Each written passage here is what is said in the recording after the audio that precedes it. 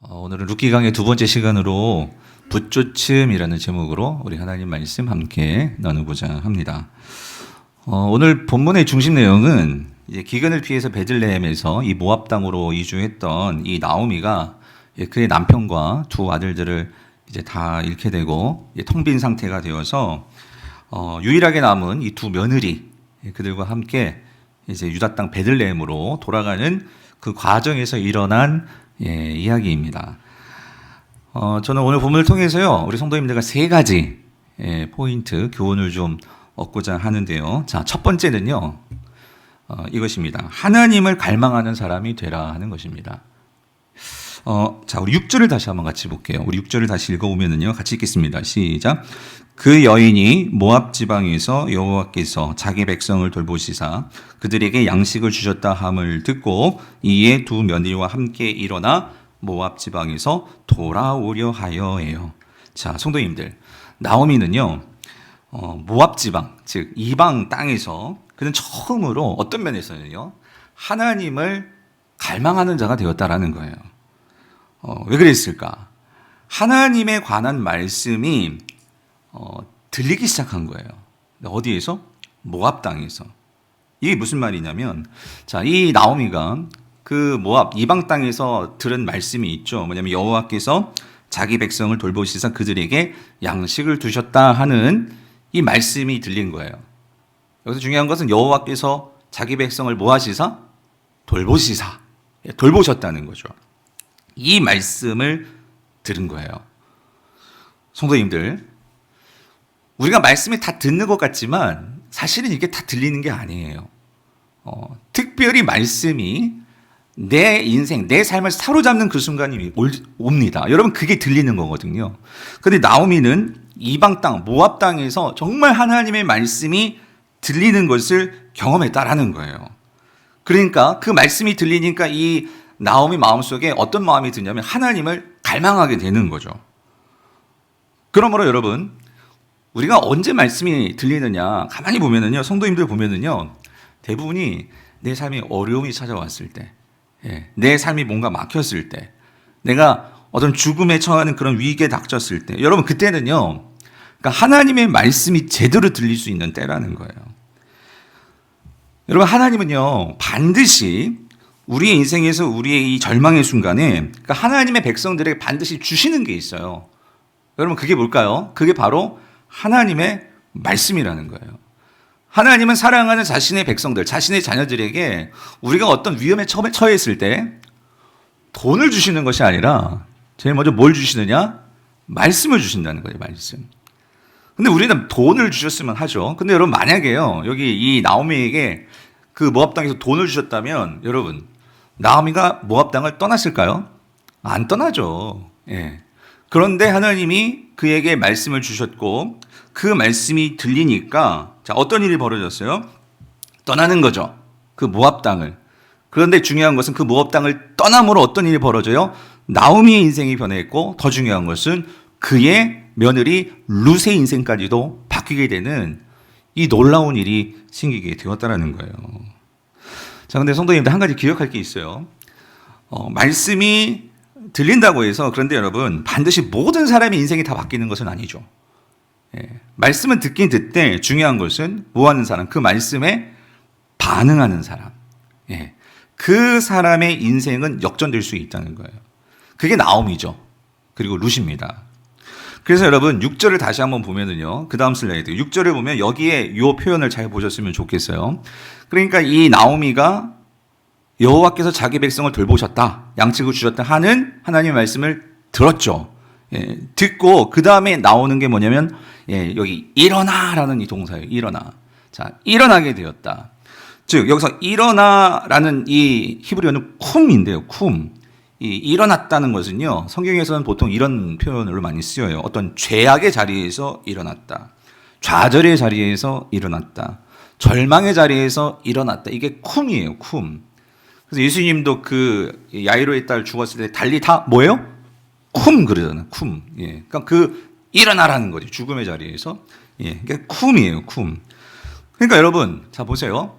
그러니까 우리가 어떻게 절망의 자리, 이 죄악의 자리, 이 좌절의 자리에서 일어날 수 있느냐? 그러니까 하나님의 말씀이 먼저 들려야 된다는 거죠. 그런데 들리는 거에서만 되는 것이 아니고 그 들린 말씀을 가지고 우리가 어떻게 해야 돼요? 하나님을 갈망해야 된다는 거죠. 그러니까 오늘 여기에 이 하나님 말씀이 들렸어요. 그리고 이 나오미가 일어났어요. 그 사이에 뭐가 있냐면 갈망함이 들어온 거예요. 하나님에 대한 갈망. 여러분, 이 하나님을 갈망한다는 말이 무슨 말이냐면요. 그러니까 하나님의 임재와 하나님의 은혜를 사모한다는 말이에요. 즉, 사모한다는 것은, 즉, 하나님을 사모한다는 것은 뭐냐면, 그러니까 하나님을 붙들고자 하는 마음이죠.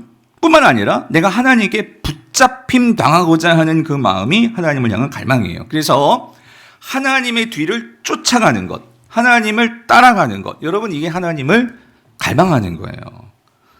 그래서 하나님을 갈망하게 될 때 우리는 인생에서 절망의 자리, 실패의 자리, 죽음의 자리에서 일어날 수 있어. 왜? 하나님은 생명의 하나님이시기 때문에. 여러분 믿으십니까?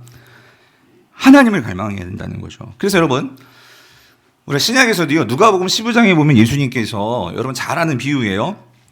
이 잃어버린 아들의 비유를 말씀하셨어요. 흔히 말하는 우리가 탕자의 비유.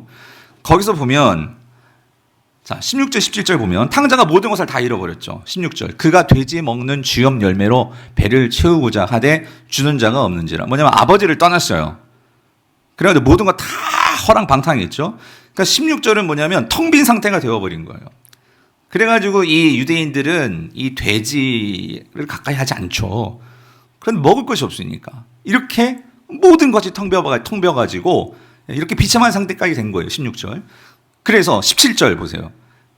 이에 자, 스스로 돌이켜 이르되 내 아버지에게는 양식이 풍족한 품꾼이 얼마나 많은가. 나는 여기서 주를 죽는다. 무슨 말이죠? 그 텅 빈 상태에서 자, 이 탕자가 뭐 하게 돼요? 아버지를 갈망하게 되더라는 거예요. 야, 내가 아버지의 집에 있었다면, 우리 아버지의 집은 하면서 아버지의 집을 갈망하죠. 그래서 여러분 어떻게 돼요? 그 하나님, 그 아버지를 갈망하니까 18절. 내가 뭐 한다고요? 일어나요, 일어나. 예. 내가 그 아버지 집을 갈망하니까 어떤 일이 벌어져요? 내가 일어나 아버지께 어떻게 해요? 가서 이르기를 아버지 내가 하늘과 아버지께 죄를 지었사오니. 돌이키는 거죠. 회개 역사가 일어났어요. 지금부터는 아버지의 아들이라 일컬음을 감당하지 못하겠나이다. 나를 품꾼의 하나로 보소서 하리라 하고 결심하고, 그래서 진짜 20절은 실질적인 행동. 일어나서 어떻게 해요? 아버지께로 뭐예요? 돌아가니라요. 돌아가니라. 그러니까 무슨 말이냐면 오늘 내 텅 빈 상황에서 하나님의 말씀을 생각하고 갈망하니까 어떤 반응이 나왔다? 탕자가 일어나게 되더라는 거죠. 마찬가지라는 거예요. 나오미가 텅 빈 상태가 되었어요. 그리고 그 자신의 고향 땅의 그 하나님을 기억하고 갈망하게 되었어요. 그랬을 때 그의 반응은 뭐다? 일어나게 되었다. 그래서 고향을 향해 가게 되었다. 사랑하는 성도님들, 오늘 이 아침에 하나님을 갈망하는 성도님들 되시기를 여러분 바랍니다. 여러분 그 순간부터 여러분의 영혼이요, 영혼의 심장이 뛰게 되고 여러분의 심장이 쿵쾅거리면서 여러분 다시 일어나서 하나님을 향해 나아갈 줄 믿습니다. 갈망해야 된다고요. 갈망해야 된다는 거예요. 그럼 여러분 우리가 하나님을 갈망하기 위해서는 어떻게 해야 될까? 여러분 우리가 그대로 하면 돼요. 나오미가 하나님을 갈망하게 된 것은 뭐가 들렸어요? 하나님의 말씀이 들렸기 때문이라는 거예요. 그러므로 오늘 저와 여러분들이 하나님을 갈망하기 위해선 말씀 속에 여러분들을 노출시켜야 돼요. 여러분들이 하나님 말씀 속에 있어야 한단 말이죠. 그래서 여러분 하여튼 이 세 가지 여러분 꼭 하세요. 첫 번째 말씀 통독이에요. 말씀 통독. 그래서 아까도 말씀드렸지만 하루 20분 여러분 드라마 보는 것도, 여러분 드라마 바이블, 얼마나 사람들이 드라마를 좋아하면 드라마 바이블이 나왔겠어요. 저는 그렇게 생각을 해요. 그런데 드라마 바이블인데 아까 말씀드렸던 20분 공동체 성경 읽기 재미있어요, 여러분. 아무튼 순모임에서 아니면 여러분들 이렇게 들으시기를 바라요. 그러니까 들으면서 읽으시란 말이죠. 그래서 그렇게 읽으면서 하나님의 마음을 아셨으면 좋겠고, 두 번째 우리가 하는 거, 이 큐티, 이 매일 성경 큐티, 여러분 이 큐티를 정말 다윗 같은 심정으로 하셨으면 좋겠어요. 뭐냐면 제가 큐티 학교 할 때 항상 외우게 하는 말씀 있잖아요. 시편 143편 8절 뭐라고요? 아침에 나로 하여금 주의 인자한 말씀을 듣게 하소서. 내가 주를 의뢰함이니이다. 내가 다닐 길을 알게 하소서. 내가 내 영혼을 주께 드림이니이다. 아침마다 주님, 내가 오늘 하루 살아야 되잖아요. 내가 길을 가야 되잖아요. 그런데 어떻게 해요? 주님, 내가 다닐 길을 알게 해주세요. 여러분, 그게 큐티예요. 매일매일 아침 그냥 내 생각대로 하루 살아가는 게 아니고, 주님, 내가 갈 길을 알려주세요. 그런 마음으로 매일 성경을 펴는 거죠. 그래서 그 주님의 인자한 말씀을 듣기 위해서. 그런데 다윗은 어떤 심정으로 내 영혼을 주께 드립니다. 이게 무슨 말이라고 말씀드렸어요? 주님 말씀 주지 아니하시면 나 죽습니다 하는 심정으로, 내 영혼을 주께 드립니다. 나 주님 말씀 못 들으면 나 죽습니다 하는 심정으로 그렇게 말씀을 사모할 때 여러분, 죽기 살기로 매달리니 드리지 않았겠어요? 다윗은 그렇게 하루하루를 버티며 살았다는 거죠. 여러분, 말씀 묵상하시기를 바랍니다. 마지막 세 번째로, 이렇게 우리가 주일에 영상이지만 우리가 주님을 사모함으로 예배에 나와서 왜 예배를 드리냐고요? 여러분, 하나님의 말씀을 듣기 위해서인데, 여러분, 특별히 우리가 공적으로 예배 드릴 때 여러분 기대하십시오. 하나님 오늘 나에게 어떤 말씀을 주시려고 하십니까? 주님, 나에게 말씀해 주세요. 그런 마음으로 여러분 이 말씀을 들으셔야 돼요.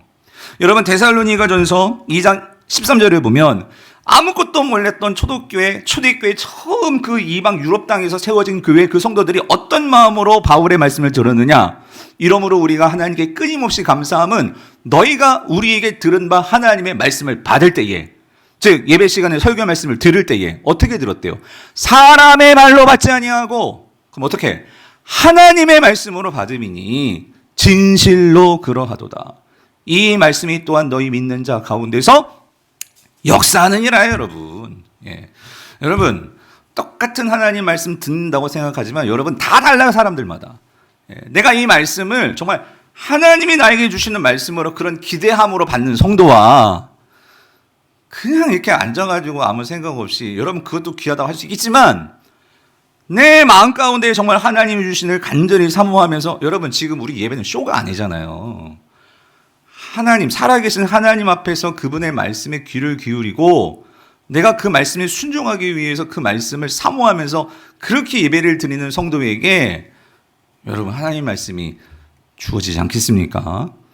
오늘도 그런 심정으로 여러분 예배를 드릴 때 하나님께서 저와 여러분의 인생을 새롭게 변화시켜 주실 줄 믿습니다. 그렇게 말씀을 들으시기 바라요. 이 세 가지. 그럴 때 우리에게 갈망이 생긴다고. 아, 내가 정말 이렇게 살고 싶다. 이렇게 살아야 되는구나. 그 갈망. 첫 번째 포인트였고, 자, 두 번째 포인트는 뭐냐면요, 내가 그렇게 하나님을 갈망하잖아요? 그러면 분명해요. 삶이 바뀌어요. 삶이. 내 삶이 바뀐다고. 오늘 그 증거들이 나와요. 여러분, 자, 6절 7절을 다시 한번 볼게요. 6절 7절. 자, 6절 7절을 보면은요, 자, 6절. 그 여인이 모압 지방에서 여호와께서 자기 백성을 돌보시사 그들에게 양식을 주셨다 함을 듣고 이에 두 며느리와 함께 일어나 모압 지방에서 돌아오려 하여 있던 곳에서 나오고 두 며느리도 그와 함께 하여 유다 땅으로 돌아오려고 길을 가다가 해요. 자, 여러분, 제가 여기 좀 색깔 칠해 놓은 단어들이 있죠. 이게 동사들이거든요. 동사. 그러니까 듣고 일어나 돌아오려 하여 나오고 가다가. 예. 근데 중간에 돌아오려고 있는, 가다가 앞에 있는 그것은 부정사기 때문에 뺐고요. 히브리 성경을 보면 이게 듣고 일어나 돌아오려 하여 나오고 가다가가 다 동사들이에요. 다 동사들인데, 그런데 여러분 참 이게요, 제가 파란색으로 칠한 동사들은 히브리어도 그러니까 주어의 수를 맞춰줘야 돼. 그러니까 듣고 일어나 돌아오려 하여 나오고 파란색, 이거는 다 단수형의 동사들이에요. 그러니까 이 말은 이 동사들의 주어는 단수야, 한 사람이야. 그런데 이 노란색 맨 마지막에 가다가, 이거는 복수형이에요. 복수형 동사. 그러니까 이 말은 주어가 한 사람이 아니지, 복수로 되어 있어요. 그런데 여러분, 그러니까 우리말 성경은 이런 게 잘 보이지 않는 거예요. 그런데 히브리 성경을 보면, 그러니까 히브리 성경, 이 룻기 저자는 뭔가 분명하게 이 동사들로 말해주고 싶은 게 있는 거예요. 근데 이게 왜 중요한, 다 보세요. 일단 들었죠. 뭐 들은 거는 나오미가 들었다고 할 수 있죠. 근데 여기 이렇게 해서 두 며느리와 함께 어떻게 해요? 일어나. 함께 일어났다고 했잖아요. 그런데 일어난 거는 지금 여기서 보면은 한 사람의 어떤 능동적인 행동으로 되어 있는 거예요. 그죠? 단수형이니까. 그리고 모압 지방에서 돌아오려 하여, 근데 지금 모압 지방에서 돌아오고 있는 사람들 한 사람이 아니야. 세 사람이죠. 근데 여기서는 한 사람으로 되어 있다는 거예요. 돌아오려 하여. 그 있던 곳에서 나오고 있던 곳에서 나온 사람 몇 사람이에요? 세 사람이잖아요.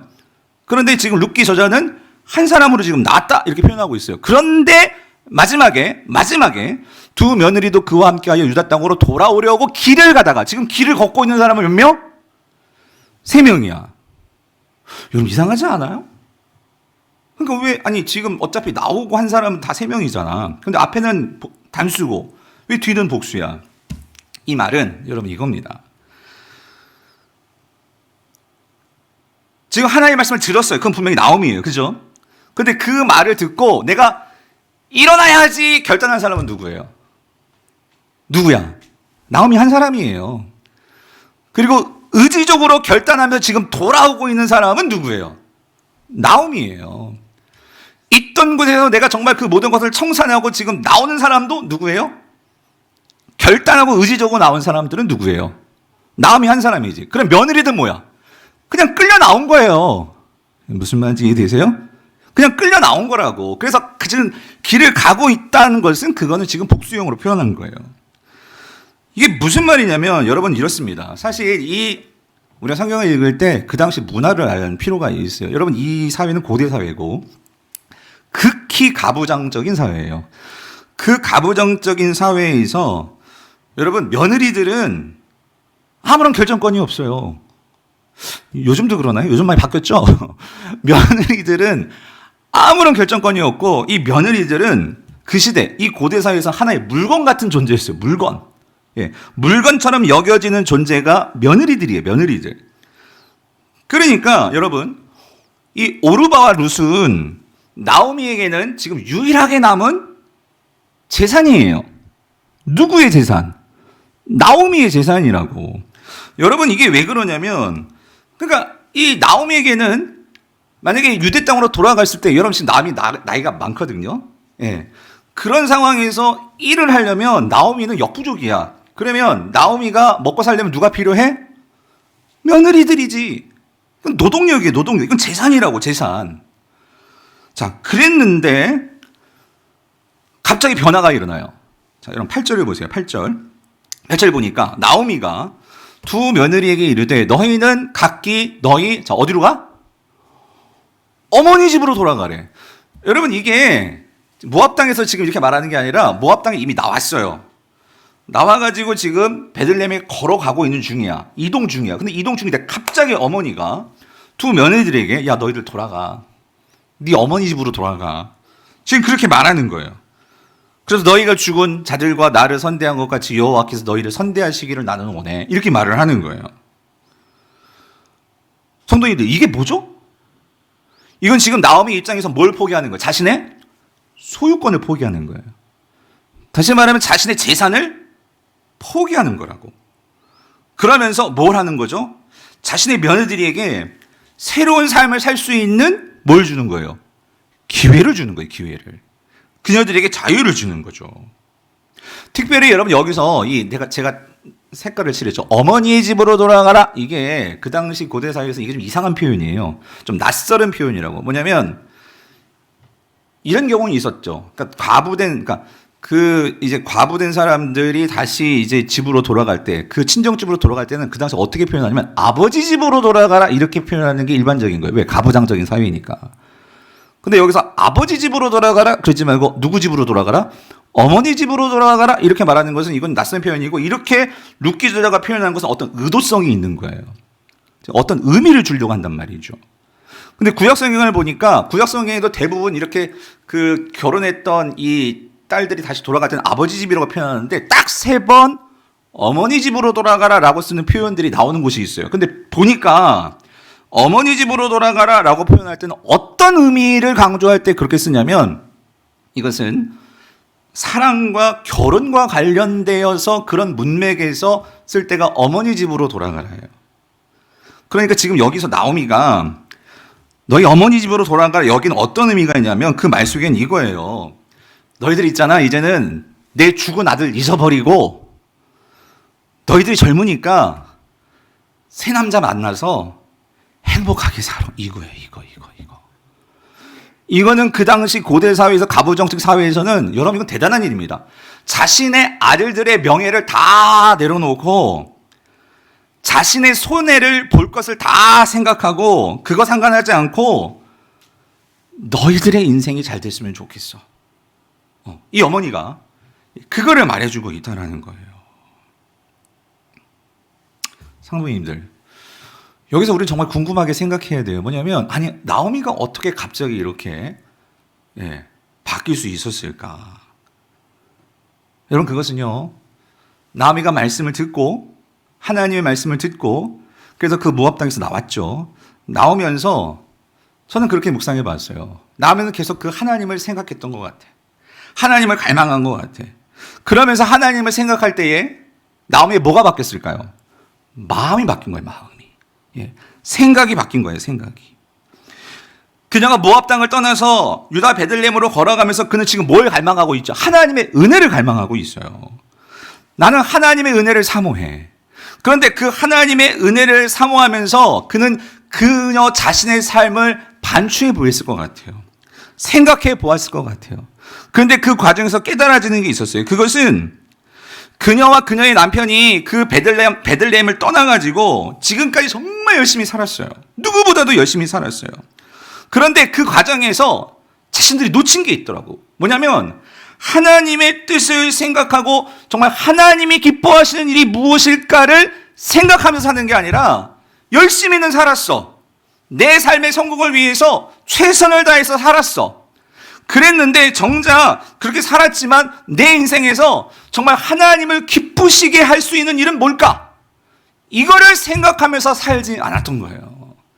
그런데 나오미가 그 모압 땅을 떠나서 하나님을 갈망하면서 하나님의 은혜를 생각하면서 살아가니까 어떤 생각이 들었어요?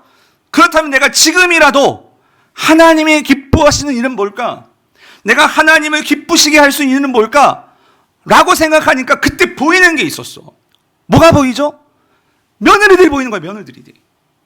그전에는 당연하게 이 며느리들은 내가 돈 주고 사온 며느리거든요. 여러분 그 당시에 결혼하려면 지참금을 신부네 집에 엄청나게 줘야 돼요. 근데 여러분 생각해 보세요. 지금 이 나오미네 집은 이스라엘 모압 사람들이 아니에요. 그런 사람들이 그 땅에서 그 모압 여인들을 데리고 오려면 엄청난 많은 돈을 줬을 거라고. 그걸 생각하면 너희들은 내 재산이야, 내 소유야, 넌 당연히 나를 섬겨야 돼, 이런 생각으로 가득 차 있지 않겠어요? 그러니까 고민하지 않고 데리고 나온 거예요. 그런데 그가 하나님을 갈망하면서 하나님을 기뻐하시는 일은 뭘까 생각하니까 이전에는 보이지 않았던 이 며느리들이 어떻게 보여? 극렬하게 보이는 거예요. 얘네들을 데리고 그 유다 땅에 가면 얘네들은 이방인이야. 또 유대인들이 얼마나 이방인들을 개취급합니까? 그런 상황에서 얘들을 데리고 가면 얘네들이 얼마나 힘들까? 얼마나 남편들도 없고 얼마나 힘든 삶을 살까? 생각하니까 극률하게 여겨지면서 그래, 얘네들에게도 은혜를 베풀어야지. 아니 내가 그렇게 하나님의 은혜를 구하면서 이 사람들은 하나님도 모르는 애들이에요. 모르는 며느리들이라고. 그런데 그렇게 내가 은혜를 구하면서 이들을 내가 함부로 그렇게 대할 수 있나? 이런 생각이 드니까 이 어머니 마음이 바뀐 거지. 그러니까 뭐라고? 너희들 돌아가서 너희들의 삶 다시 살아. 이 죽은 아들들 때문에 얽매이지 말고 이제 내가 어머니가 아니라 너네들 어머니한테 돌아가서 다시 좋은 남자 만나가지고 행복하게 살아. 바뀐 거예요, 여러분. 바뀐 거예요. 성도님들, 그래서 이 어머니가 말한 거죠. 8절 다시 보세요. 뭐라고? 어머니 집으로 돌아가서 너희 죽은 자들과 나를 선대한 것 같이 여호와께서 너희를 선대하시기를 원한다. 축복 기도를 해주고 있어요. 축복 기도. 사랑하는 성도님들, 내가 하나님을 갈망하니까요 어떻게 돼요? 내 삶이 바뀌더라는 거예요. 내가 하나님을 갈망하니까 진심으로 내 며느리들, 내 주변에 있는 사람들을 뭐 하게 돼요? 축복하게 되더라는 거예요. 나도 살기 힘들어요, 여러분. 나도 지금 돌아가지고 어떻게 먹고 살지 모르겠어. 그런데 내가 하나님을 갈망하니까 내가 있어서 지금 베푸는 게 아니고 내가 하나님을 갈망하니까 내 주변 사람들에 대해서 어떤 마음을 가져요? 긍휼의 마음을 갖고 그들을 사랑하게 되더라는 거예요. 성도님들, 이게 하나님을 갈망하는 사람의 모습이라는 거예요. 성도님들, 이게 하나님의 은혜를 사모하는 자의 모습이라는 거예요. 하나님을 갈망하면, 사랑하면, 사모하면 내 삶이 바뀔 수밖에 없어요. 왜? 하나님의 모습에 집중하니까. 하나님이 기뻐하시는 일이 뭘까를 내가 집중하니까.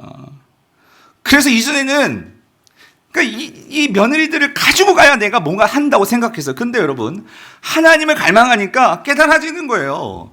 내가 이 며느리 둘, 셋, 열 데리고 가도 여러분 그게 내 인생을 다 채울 수 있을까요? 아니에요. 이 나오미가 정말로 하나님을 갈망하고 하나님을 바라보니까 뭐예요? 너희들이 없어도 나는 하나님의 은혜를 사모하니까 하나님께서 나를 채워주시면 되니까 너희들은 가도 돼. 어떻게 되죠? 마음이 바뀌었어. 마음이 채워지더라는 거예요.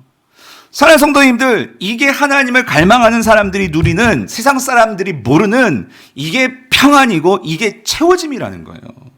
내가 하나님이 내 안에 채워질 때, 여러분, 하나님은 영원하신 분이잖아요. 그 영원하신 분이 내 텅 빈 마음을 채울 때 여러분, 우리는 진짜 마음이 충만해지는 거예요. 여러분, 그럴 때 누리는 것이 바로 샬롬이죠. 평강이죠. 아무리 돈이 많고 사업이 짱짱하게 잘 나가고 아무리 내가 대기업 회장이라 할지라도 내일 모레 판결 어떻게 날지 몰라가지고 떨게 되는 게 여러분 인생인데, 하나님으로 충만해지게 될 때 여러분 그 삶은요, 나뿐만 아니라 다른 사람들을 평안케 만드는 일을 하게 되더라는 거예요. 그러면 여러분, 내가 하나님으로 충만하게 되면은요, 결코 삶이 흔들리지 않습니다. 예. 내가 하나님으로 채워져야지만 돈 의지하지 않고 세상을 어떻게 해요? 내가 정말 세상을 다스리고 세상을 축복하고 그야말로 하나님께서 우리를 에덴 동산에 만드셨던 그 모습, 하나님의 형상을 가진 왕 같은 제사장으로 살아갈 수 있게 된다는 거예요. 어떻게 될 때? 내가 하나님을 갈망할 때, 그 하나님으로 채워질 때. 지금 나오미는요, 우리가 룻기를 통해서 이걸 봐야 돼요. 변해갑니다. 예, 나오미가 변해돼. 뿐만 아니라 룻도 변하게 돼. 예. 근데 그 시작이 뭐예요? 하나님의 말씀을 듣고 하나님을 뭐 할 때? 갈망하기 시작을 했을 때. 그래서 여러분, 중요한 게 이거예요. 모압 땅에서 나왔다고 그 인생이 바뀌는 게 아니고, 모압 땅에서 나왔다는 것은 더 중요한 건 뭐예요? 그 이전까지 나의 삶이 청산이 되는 거예요. 뭐예요? 하나님 갈망하지 않고 내 힘으로 살고 나를 기쁘게 하는 삶에 집중했던 인생에서 하나님을 기쁘시게 하는 일이 뭘까를 생각하는 인생이 바뀌었다는 거. 여러분, 이게 큰 변화 아닙니까? 그럴 때 그의 삶의 모습도 그 주변들이 바뀌게 되더라는 거예요. 성도님들, 여러분 삶이 변화되기를 원하십니까? 그렇다면 하나님을 갈망하십시오. 하나님을 사모하십시오. 그리고 여러분, 이걸 구해야 돼요. 하나님의 사랑이 나를 장악해달라고. 예. 하나님의 사랑이 나를 끌어달라고. 여러분, 뭘 갖고 금식 기도하십니까? 이거 갖고 금식 기도하셔야 돼요. 하나님의 사랑이 나를 충만케 해달라고. 내가 하나님의 사랑에 사로잡히게 해달라고. 이거 갖고 기도하고 이거 갖고 매달릴 때, 분명하신 하나님이 내게 채워질 때 여러분, 기쁨이 맙니다. 기쁨이. 세상이 주지 못하는 그 기쁨이 내게 임한다고요. 그럴 때 우리는 세상을 두려워하지 않게 되는 거예요. 사단의 유혹과 시련을 단칼에 우리가 이겨낼 수 있게 된다는 거예요. 제가 정말 존경하고 정말 닮고 싶은 선교사님이 계세요. 신앙의 이 짐 엘리엇 선교사님이신데, 여러분 설교에서 인용했죠. 이 짐 엘리엇 선교사 28살 나이. 예? 28살 이 꽃다운 나이에, 이게 1956년 1월 8일이에요. 1월 8일. 예, 그때 에콰도르에 가서 이 지구상에 유일하게 남아 있었던 이 식인종, 예, 이 아우카족, 이 식인종도 주님의 복음을 들어야 된다. 예, 해서 아무도 가지 않던 그 식인종에게 가가지고 선교하다가 결국 순교하신 선교사님이시잖아요. 근데 이분이 그 대학생 때 자기가 이 휘튼, 시카고에 있는 이 휘튼 대학 대학생 시절에 쓴 일기가 있어요. 그거를 모아서 만든 책이 바로 이 책, 전능자의 그늘이라는 이 책이에요. 특히 젊은이들 이 책 꼭 한번 읽어봤으면 좋겠어요. 예.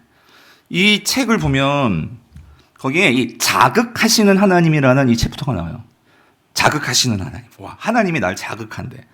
근데 거기 보면 이런 내용이 나와요. 이건 제가 적어왔어요. 여러분 직접 눈으로 보시면서 따라오시라고. 자, 보세요. 오 주님, 제 심령의 주님을 아는 열매인 민감함과 침묵을 가르쳐 주소서. 저를 불태우소서. 부담을 주소서. 깨뜨려 주소서. 주님을 향한 내면의 쓰라린 굶주림으로 나를 자극하시는 하나님, 지혜롭게 자극하시는 하나님, 저를 가르쳐 사랑 안에 쉬게 하소서. 주님, 성공하게 하소서. 높은 자리에 오른다는 뜻이 아니라 제 삶이 하나님을 아는 가치를 드러내는 전시품이 되게 하소서. 여러분, 그냥 말이 멋있는 게 아니라 제가 도전받는 것은 그 젊은 28살 나이에 이런 하나님께 기도를 하고 마음의 꿈을 품고 정말 그런 인생을 살았다는 거. 여러분, 그래서 제가 이렇게 새해가 되면, 그러니까 하나님을 향한 저의 어떤 이 소명이 약해질 때 저라고 없겠어요. 저도 많이 약해지고, 저도 막 포기하고 싶고 그럴 때가 있는 거예요. 그때마다 제가 다시 꺼내서 읽게 되는 책이 이 전능자의 그늘이에요. 이 책을 읽으면 저의 이 하나님을 향한 이 갈망함의 불씨가 꺼져갈 때 다시 이 책을 읽고 이 짐 엘리엇 선교사의 기도문들을 보면 막 다시 불타는 걸 느껴요. 예. 그래, 맞아. 나도 그런 하나님을 위해서 정말 그런 전시품이 되는 이 영광스러움, 나도 정말 살고 싶어 하는 이런 불씨가 일어남을 느끼게 되는데, 사랑하는 성도님들, 오늘 저와 여러분들은 어때요? 여러분, 하나님을 갈망함도 없고 사랑함도 없고, 여러분, 그러면서 우리는 그냥 나의 삶이 변화되기를 원합니다. 우리는 그러고 있지는 않나요? 여러분, 그렇다 보니까 우리는 세상을 살면서도 아무런 영향력도 나타나지 않는 거예요. 예수 믿으면서 우리 단 한 번도 세상 사람들에게 예수 믿으세요 전도 한 번 못하는 거예요. 정말 하나님을 향해서 갈망함이 없고 사랑함이 없으니, 내가 하나님을 누군지도 모르고 은혜를 모르니 내 입에서 떨어지겠어요? 입이 떨어지겠어요? 예수님 믿으세요, 하나님 정말 좋으신 분이에요 하는 것들이 떨어지겠냐고. 어떻게, 여러분, 식인종이 무섭지 않습니까? 그러니까 여러분, 우리 선교 못해, 우리가 어떻게 식인종에 갑니까? 이게 우리가 먼저 생각할 게 아니고, 제일 먼저는 이거예요. 하나님, 내게 주어진 나의 일을 통해서 나는 얼마나 하나님의 전시품이 되고자 내가 하나님을 갈망하는가, 갈망하지 않는가. 내가 하는 그 직업을 통해서, 내가 하는 그 일 무엇을 통해서든지 하나님, 내가 정말 하나님을 드러내는 인생 살 수 있도록, 하나님을 정말로 갈망함으로 그런 인생이 될 수 있도록, 여러분, 이게 있어야 여러분 우리의 삶이 달라진다니까요. 삶이 변화된다는 거예요. 하나님을 갈망하고 하나님의 은혜를 사모함으로 여러분의 삶이 변화될 줄 믿습니다. 자, 세 번째 포인트는요, 결국 사람을 변화시키는 것은 헤세드라는 거예요. 헤세드. 여러분, 오늘 본문을 보면은, 그래서 나오미가 며느리 떠나가라고 해. 근데 며느리들은 안 떠나. 2번씩이나 반복해서 날 떠나라. 그러니까 뭐냐면, 2번이나 얘기했다는 거, 이건 진심이라는 거예요. 진심. 나오미는 진심이야. 진심으로 8절과 11절에서 나를 떠나서 너희들 행복한 인생 살았으면 좋겠어. 그걸 얘기를 한다고요.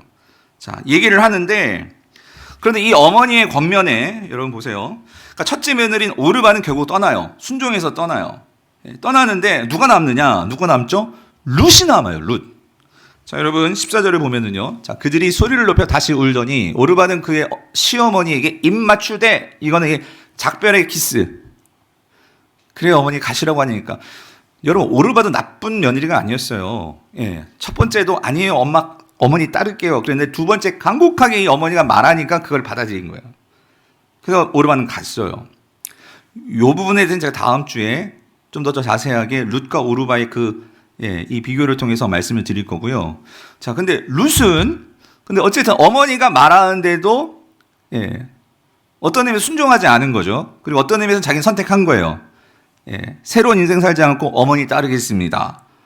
그래서 성경은 이걸요, 붙쫓았다라는 표현을 써서, 이게 참 특이한 표현이죠. 붙쫓았다. 이게 다바크라는 히브리어예요. 이 다바크라는 히브리어는 뭐냐면요, 이거예요. 그러니까 딱 달라붙었다는 거예요. 어머니는 자꾸 이거 밀어내려고 그래. 밀어내려고 하는데, 이 룻은 어떻게 해? 자꾸 뭐예요? 당기는 거지, 어머니를. 우리가 그래서 흔히 밀당이라고 하는 거야, 밀당. 밀고 땡기고. 지금 룻은 근데 딱 시어머니에게 붙어가지고, 그래서 이 붙쫓았다, 이 다바크라는 것은요, 아주 밀착해가지고 따라가는 거예요. 결합하는 거예요. 근데 여러분, 이상하죠? 아니, 그렇잖아요, 여러분.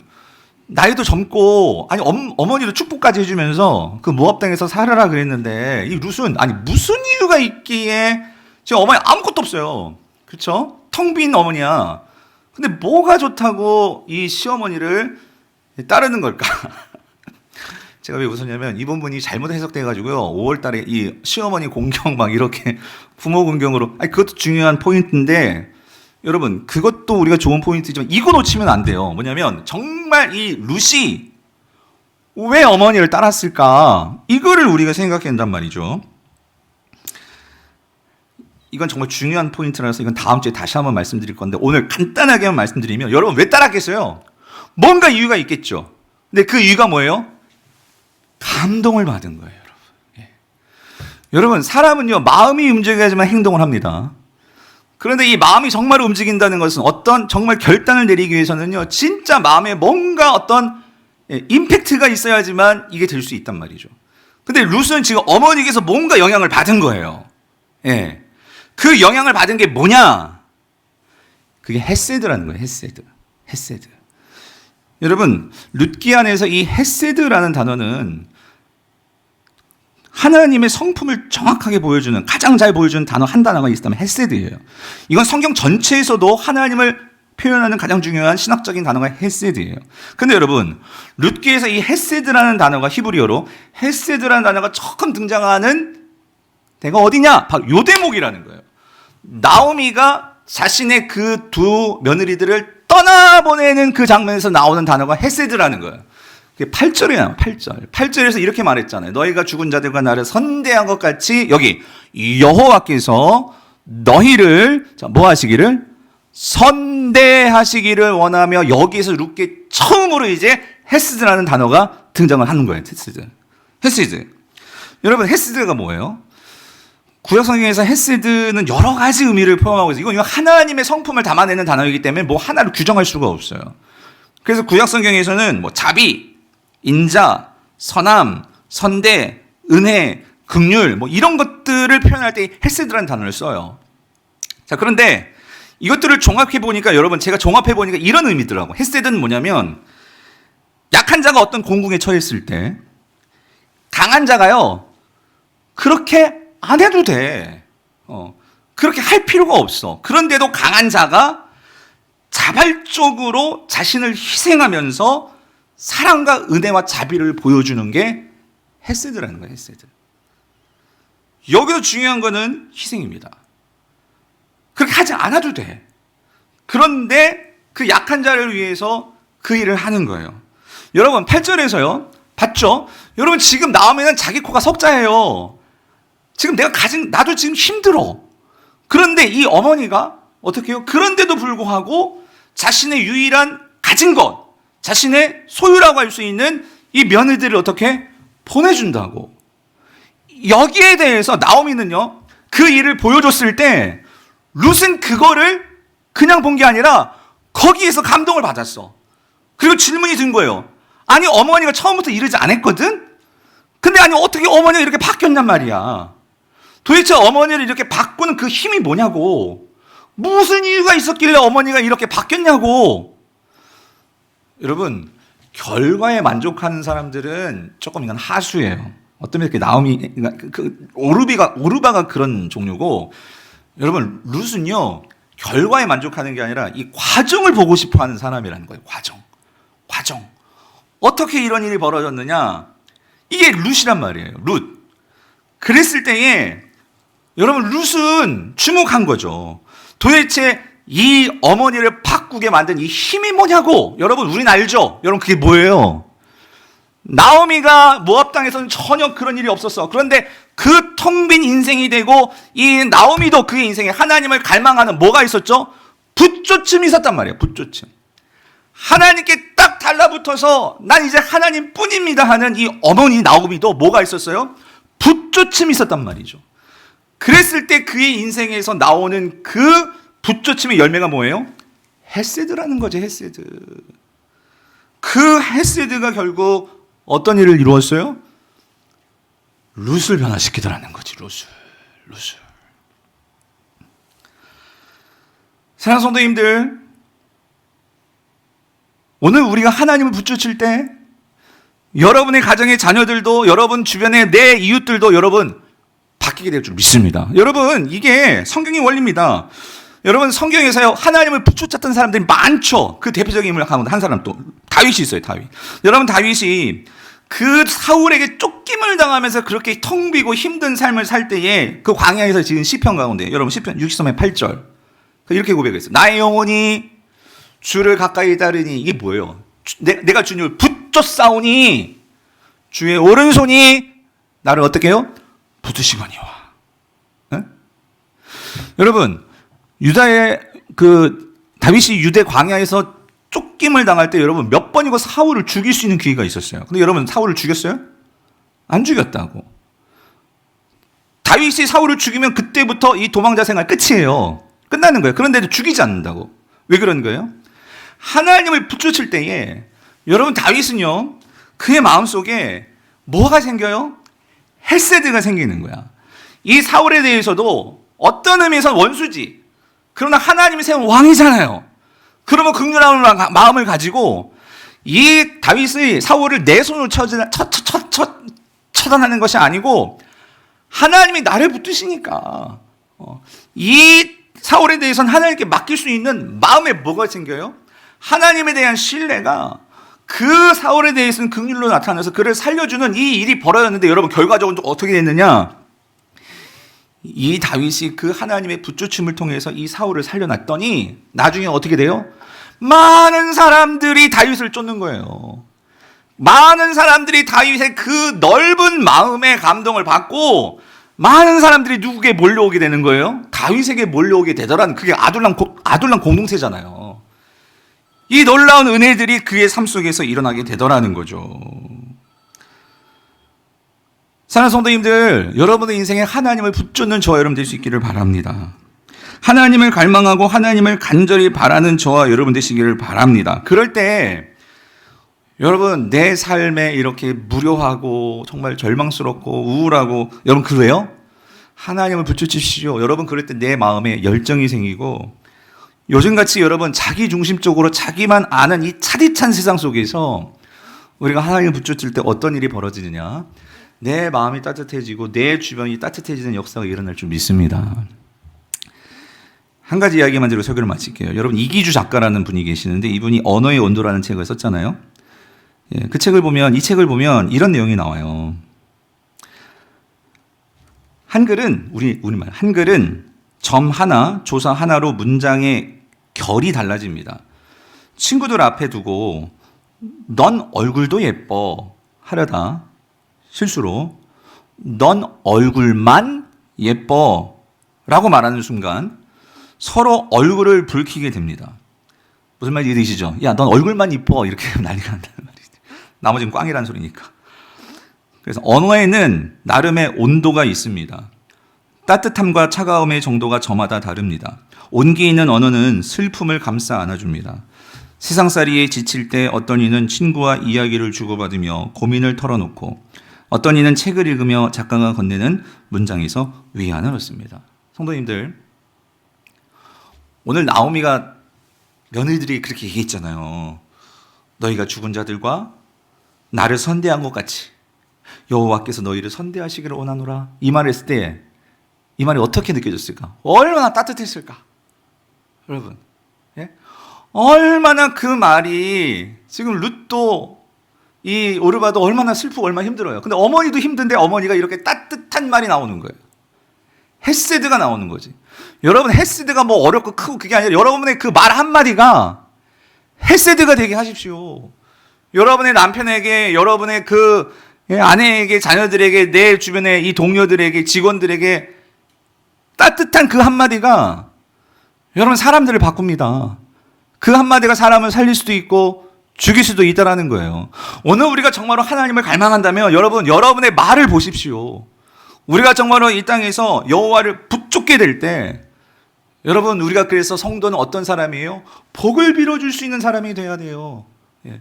그렇게 될 때 지금같이 이렇게 각박하고 차디찬 세상 속에서 여러분들이 있기 때문에 여러분의 가정과 여러분의 직장과 여러분의 학교가 정말 따뜻함으로 그들에게 소망을 주고 희망을 주는 이 놀라운 구원의 역사가 일어날 줄 믿습니다.